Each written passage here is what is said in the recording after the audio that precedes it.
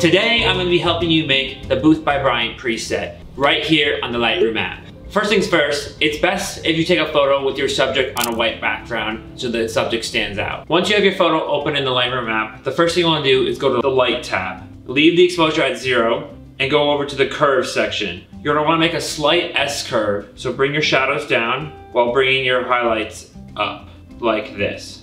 Once you have something similar to this in place, turn down your contrast to -27. Highlights, I like to bring mine down to -77, but it may adjust by the lighting in your photo. For the best look, I would use a flash in your photo. Next, you want to bring your shadows to +26 and your whites to -47.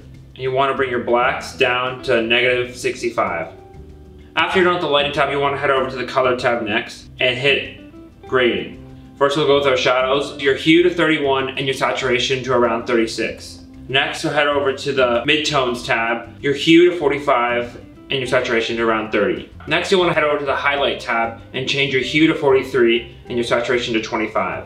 Go to the color tab and move up your temperature to +3. And then you want to scroll all the way to the bottom there and turn your saturation all the way to -100 to make it black and white. Then head over to the effects tab, leave your texture at 0, move your clarity down to -63, dehaze down to -7, and then add a vignette to -20, roundness to 7, feather, and then add grain to 35, and the size of the grain to 25. And then you're done. There's a little quick before and after look of that.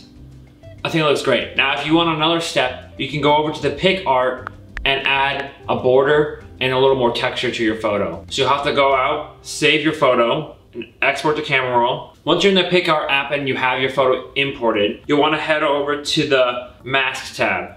Go to dust and then select one of the first options. I like DST1. And then you can adjust your opacity. I like to keep it at 100%. And then hit apply in the top right.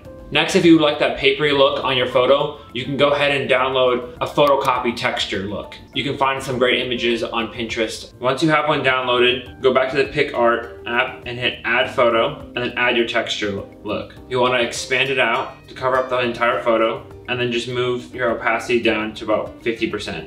Then go over to the Blend section and hit Overlay, and then hit Apply.